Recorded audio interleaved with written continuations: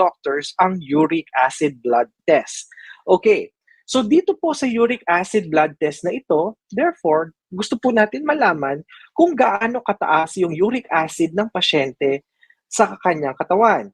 So kukuha po ng blood sample, so sa dugo po yan, para po ma-determine na gaano ba kataas o gaano ba yung pag-process ng katawan natin at pag-alis ng uric acid sa loob ng ating katawan. Mababa po ba ang uric acid or mataas ang uric acid ng patient natin? So therefore, most commonly, the uric acid test, ginagamit po ito, nare-request ng doctor, so kukuha po ng blood dyan, para po ma-diagnose, okay? Para po ma-sure after physical exam, after history taking, para po malaman na ang patient ba natin ay merong problem, kagaya po ng gout na binabanggit natin kanina, or para po ma-monitor din natin yung patient natin kung yung pong gout niya nag-i-improve or lalo pong tumataas yung uric acid level. Didetermine din po natin na para ma-monitor yung pong mga pasyente natin na nag-undergo ng chemotherapy or radiation therapy. Dahil nabanggit po natin kanina, ito rin ay nagdudulot ng mataas na uric acid. So paano po natin mag-check yan? Sa blood test. We also need to check the kidney function after an injury dahil po baka hindi makalabas yung uric acid sa ating katawan dahil po may problema sa ating bato. Or find the cause of kidney stones. Also, yun po para po ma-diagnose kung may mga kidney disorders. You may need a uric acid test, mga viewers, kung, okay, ang patient natin nakakaramdam po ng joint pains, masakit po yung mga kasukasuan, masakit po ang joints, or meron pong pamamaga or swelling na medyo related sa gout. Or yung patient natin nag-undergo ng chemotherapy, or you are about to start a chemotherapy sa mga cancer patient. Or you have a frequent kidney stones, or you have been diagnosed with gout in the past at nakakaramdam ka ng sakit paminsan-minsan para po matignan natin, matrace natin na ang patient ba gumaling na previously or kailangan natin i-monitor yung progress ng patient natin lalo na po kung nagtitake ng medication ang pasyente natin. Okay, moving on sa ating discussion, tandaan nyo po, itong uric acid test na binabanggit natin, blood test po ito. However, meron pong isang option, yung pong tinatawag na urine test, pero over 24-hour period. So, ime-measure naman po doon.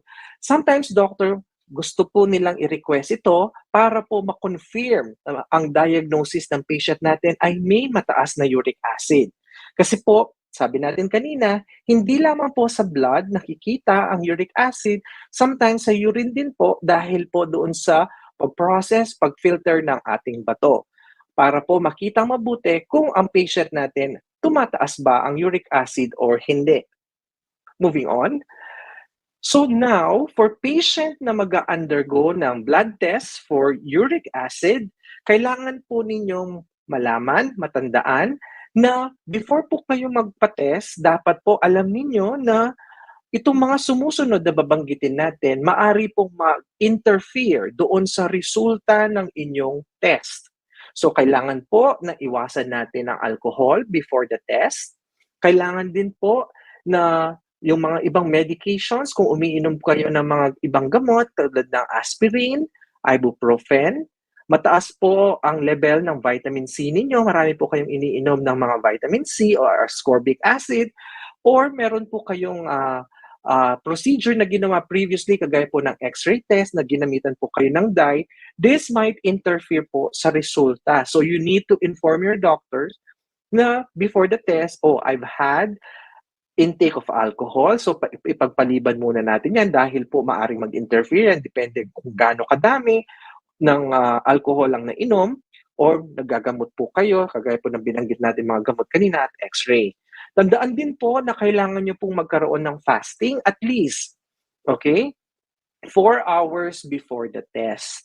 Okay, dahil po nakaka-interfere din yung ating pagkain at pag-inom doon po sa test na gagawin natin for uric acid. However, there are different laboratories po na minsan yung pong pag-inom ng tubig pwede, kino-consider po nila na i-a-allow nila. But there are times, may mga laboratorio, iba po yung protocol nila.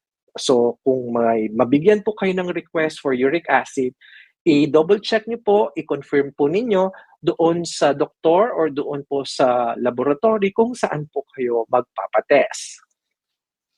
Now, nagpa-test na po kayo, pumunta na kayo sa laboratorio, kinuhanan na po kayo ng dugo. Usually po ang pagkuha ng dugo dito po sa ating braso. Dito po, okay? So kukuha po ng blood dito sa ating arm, and then usually po may ilang araw para po iproseso ito.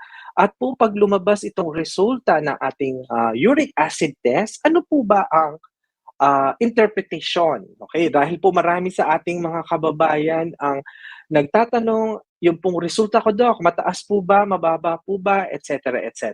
So, this would be the result. For uric acid test, serum and plasma, sa mga kababaihan po, ang normal milligrams per DL or in millimole or micromole, 155 to 357 sa mga kababaihan. Sa mga kalalakihan po, 3.5 to 7.2 milligrams per DL. Moving on sa ating discussion, tandaan po natin, high uric acid levels in your blood can also indicate a variety of other causes, including maari pong sa diabetes because of the inflammation na nangyayari sa katawan. Maari po yung patient natin dahil po sa gout, which I mentioned kanina, recurring attacks of acute arthritis. Patient may have undergoing chemotherapy. Patient meron pong bone marrow disorders such as leukemia, and mataas po ang diet or yung kinakain niya, mataas po yung purine content. So hindi lamang po specific ang uric acid doon po sa gout or doon po sa arthritis or doon po sa chemotherapy. So marami pong mga ibang bagay or conditions na ang uric acid ay tumataas din. So therefore, kung mataas po ang uric acid ninyo, hindi po nangangahulugan kaagad na ito ay gout. Hindi po nangangahulugan kaagad ito ay dahil sa isa sa mga conditions na nakikita niyo sa screen. Kaya po importante na makausap ninyo ang doktor before kayo mag-request ng kung ano-ano mga test, specifically uric acid, dahil po yung history ninyo, yung pong nararamdaman ninyo, yung mga simptomas po ninyo, at yung physical exam ng doctor, i-correlate po dyan sa mga result o mga problema na nakikita nyo sa screen kung mataas ang uric acid. Kung ang patient nagre-reklamo ng big toe swelling or inflammation, so therefore maari pong gout ang problema ng ating patient. So siyempre, meron din pong cases na ang mataas na uric acid ay hindi lamang po doon, maaring ito rin po, hypoparathyroidism. Decrease yung pong parathyroid function ng patient natin.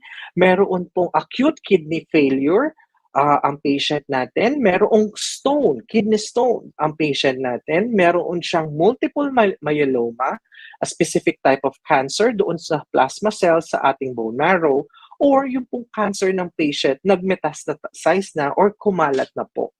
So, yan po yung mga conditions na related sa mataas ang uric acid. So, hindi lang po specific sa ating gout or hindi po specific sa isang cancer or kidney problem. So, kailangan po yung complete history and physical exam ng patient natin at makita ng doktor at ma-explain po ng doktor sa patient. Because there are certain cases na yung pong uric acid level, okay, ang patient wala pong nararamdaman na symptoms. So anything, walang pain, walang swelling, etc. Nagpa-test, mababa po yung uric acid niya sa blood. So ito po minsan yung tinatawag na asymptomatic. So no symptoms at all, wala pong nararamdaman ang patient natin. Ito yung tinatawag na asymptomatic hyperuricemia. May mga sakit po na related dito. So again, iba-iba po yan. Kasi ang patient po, iba-iba yung nararamdaman, iba-iba po yung clinical presentation, kagaya po ng Wilson's disease. It's an inherited disorder that causes copper to build up sa ating body tissue. Meron din po yung Fanconi syndrome, kidney disorder naman yan. Okay, there are times yung alcoholism, liver or kidney disease, or a diet mababa sa purine. So imagine, kung medyo may kataasan ng konti, yung symptoms is tolerable. Sometimes, diet alone, lifestyle alone, lalo na po kung purine diet, matataas po yung kinakain natin, yung content ng purine sa ating katawan. Therefore, it can lead to this problem. Okay? So, remember po ninyo yon. Okay? Na itong episode na ito, doon po sa mga kakilala ninyo na mayroong problema sa uric acid, please do share this episode.